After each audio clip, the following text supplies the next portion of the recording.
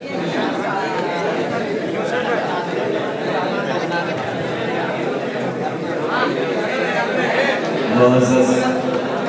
حضرات السلام علیکم ورحمۃ اللہ وبرکاتہ نحمده ونصلي على رسول الكريم اما بعد فاعوذ بالله من الشیطان الرجیم بسم اللہ الرحمن الرحیم فاسألوا اهل الذکر ان کنتم لا تعلمون آمنت باللہ صدق اللہ مولانا العظیم.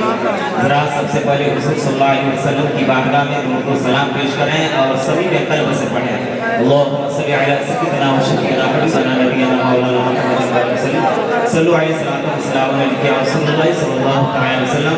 ذرا رب تعالیٰ فرماتا ہے یا ایھا الذین آمنوا اطیعوا اللہ واطیعوا الرسول واولی الامر منکم، یعنی اللہ کی اطاعت کرو اور رسول کی اطاعت کرو اور ان لوگوں کی جو حکومت والے ہیں. اس آیت میں تین ذاتوں کی پیروی کا حکم دیا گیا ہے، ایک اللہ، دوسرا رسول، تیسرا اولی الامر. تفسیر احمدی میں اسی کی احتیاط ہے قیل المراد باولی الامر علماء الشریف کأنہ امر الجاہلین باطاعت العلماء والعلماء المجتہدین.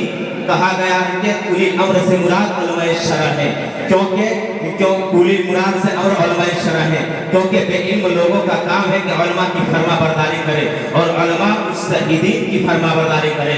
مکرم حضرات ذی وقار، یہ ایک ناقابل انکار حقیقت ہے کہ ہر ایک مسلمان عالم نہیں ہوتا، یا عالم ہو تو سب سی صلاحیت و استعداد لائق و فائق نہیں ہوتے کہ وہ اپنے تئیں احکام شرعیہ اور فرعیہ کا استخراج کر سکے. یعنی فروعی مسائل میں جہاں عقائد کے تعلق ہے تقریباً تمام ائمہ کرام متفق ہے. اب اہل سنت کا گروہ انہی چاروں امام حنفی، مالکی، شافعی اور حنبلی میں منحصر ہو گیا ہے. اب اس زمانے میں ان چاروں سے جو بھاگ ہے وہ بدعتی جہنمی ہے.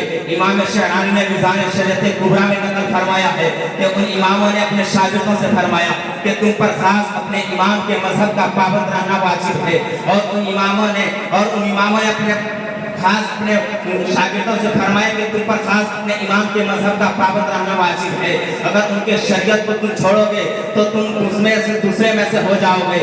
مکرم حضرات ذی وقار، اس سے پتہ چلا کہ جو پایہ اجتہاد نہ رکھتا ہو، نہ کشف ولایت کے اس رتبہ عصمت تک پہنچا، تو اس پہ تقلید امام معین قطعاً واجب ہے. اور اسی پر ہر زمانے میں علماء کا عمل رہا ہے، یہاں تک کہ امام حجت الاسلام محمد غزالی قدس سرہ الثانی نے کتاب مستطاب میں فرمایا ہے مخالفت کردن صاحب مذہب خیش نزدیک ہیچ کس روا بنور، یعنی اپنے صاحب مذہب کی مخالفت کرنا کسی کے نزدیک بھی جائز نہیں، کسی کے نزدیک بھی جائز نہیں. ان اماموں نے کسی کے خلاف نہیں کیا ہے. ان اماموں نے قرآن و حدیث سے مسائل کا صریح و صاف مطلب لکھا ہے. ان اماموں کی تقلید کو پیروی ضروری ہے، ان اماموں کی تقلید ضروری ہے. اور حضور صلی اللہ علیہ وسلم ارشاد فرماتے ہیں کہ اللہ رب العزت نے میری امت کو کبھی گمراہی پر جمع نہ فرمائے گا، اور جماعت کے ساتھ خدا کی مدد ہے. اور جو الگ رہے گا بروز قیامت بھی اسے الگ کر کے جہنم میں داخل کر دیا جائے گا.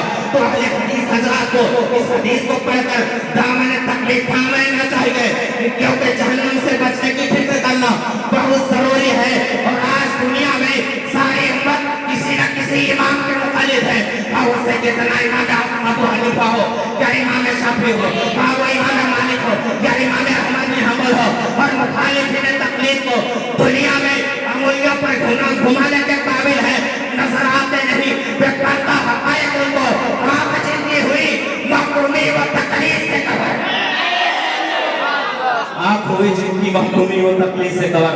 مکرم حضرات ذی وقار، اگر کوئی یہ کہے کہ جو کام حضور صلی اللہ علیہ وسلم یا آپ کے صحابہ یا تابعین کے زمانے میں نہ ہوا ہو، اسے بعد والے اگر دینی ضرورت سمجھ کر کریں تو یہ آیت کریمہ اکملت لکم دینکم جو قرآن میں ہے وہ بتلاتی ہے کہ دین خدا مکمل ہو گیا. پھر ائمہ مجتہدین کو دین میں قیاس کرنا اس آیت کی خلاف نہیں، تو میں کہوں گا بے شک اس کے خلاف نہیں. یقیناً آیت کریمہ کے بعد مجھے دین خدا مکمل ہو گیا، لیکن قرآن میں یہ کہاں لکھا ہے کہ امور دین میں غور و خوض نہ کرو. قرآن میں یہ کہاں لکھا ہے کہ امور دین میں غور و خوض نہ کرو. اس سے مسائل استفاد बात ना करो, बल्कि रब तबारक व तआला कुरान में तो इसका हुक्म दिया है, फरमाता है लियतफक्कहू फिद्दीन, यानी दीन में गौर व फिक्र करो, इसको समझो, इससे फिक्र हासिल करो। रब तबारक व तआला तो कुरान में फिक्र हासिल करने का हुक्म दे रहा है। हम मुखालिफिन तकलीद अइम्मा दीन की मुखालिफत न करे, अइम्मा दीन से तकलीद दीन से इन तमाम चीजों से अगर वो इनकार करे तो बताइए खुदा के दुश्मन हुए या नहीं। रब फरमाता है तो दिल्लु बिही कसीरा व यदु बिही कसीरा, यानी इसी कुरान से लोग हिदायत पाते हैं और इसी कुरान से लोग गुमराह भी हो जाते हैं।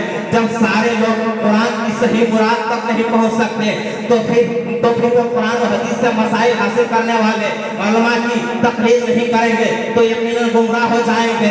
इसमें कोई शक नहीं कि दीन मुकम्मल हो गया, लेकिन यह ऐसा ही है जैसे समंदर में मोती तो पाए जाते हैं, मोती तो कसरत से पाए जाते हैं, लेकिन वो मोती हर एक के लिए हासिल करना आसान नहीं, बल्कि उसके लिए गोताखोरों की जरूरत है।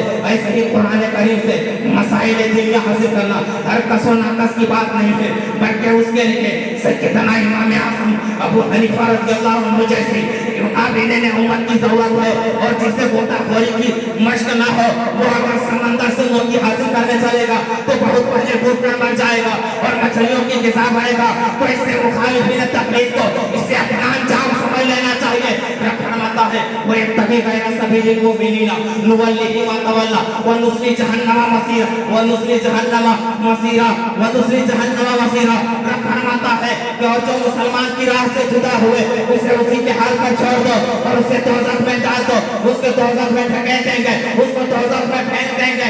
और जो मुसलमान की राह से दूर हुए वो दोज़ख में उसे फेंक देंगे। हज़रत इसीलिए तो कहते हैं, इसीलिए ये तो कहते हैं अमल से जिंदगी बनती है, अमल से जिंदगी बनती है, अमल से जिंदगी बनती है, जन्नत भी जहन्नम भी। अमल से जिंदगी बनती है, जन्नत भी जहन्नम भी। ये खाकी अपनी फितरत में ना नूरी है ना नारी है। मुकर्रम हज़रात ज़िवाकार, चारों इमाम इमामत के हैसियत से दुनिया में आए। इससे पहले दुनिया में 100 साल गुजर चुके थे, ना ये इमाम थे ना ये मुखल्लिद, उसके बावजूद तकलीद ना करने के वो लोग कामिल मुसलमान थे। आज इस्लाम का कौन सा रूप माना जा रहा है, जो आज इस्लाम का कौन सा रूप माना जा रहा है जो तकलीद की जरूरत पेश आई। इससे पहले तकलीद की जरूरत पेश न आई, क्योंकि वो लोग ज़माना रिसालत माप अलैहिस्सलातु वस्सलाम से करीबुल अहद थे। जब जरूरत पेश आई तब ये राय हुई। अलबत्ता दौरे सहाबाए किराम और ताबईन में भी हर शख्स मनमानी नहीं करता था, ना खुद कुरान और हदीस से मसाइल का इस्तेमाल करता था, बल्कि उनमें जो अकाबिर और मशाइख थे उनसे मसाइल दरियाफ्त किए जाते। और सहाबाए किराम और ताबईन में भी सहाबाए किराम में चारों खुलफाए किराम और हज़रत अब्दुल्लाह इब्न मसऊद, हज़रत मूसा अशअरी, हज़रत मुआज़ इब्न जबल वगैरह मुस्तहिदीन थे, लोग उनसे मसाइल दरियाफ्त किए जाते थे। इस तरह उलमाए ताबईन में से हर आलिम को अलग एक गिरोह बन गया और एक इमाम बन गया। इसीलिए तो किसी ने क्या बोल रहा था कि इसहाक को हिदायत दे मौला, इसहाक में मिलने से पहले इसहाक को हिदायत दे मौला, इसहाक में मिलने से पहले वाक़ई दावत अल्हम्दुलिल्लाह रब्बिल आलमीन। मेरा जो मौजू था वो तकलीद की ज़रूरत है और गैर मुकल्लिद था।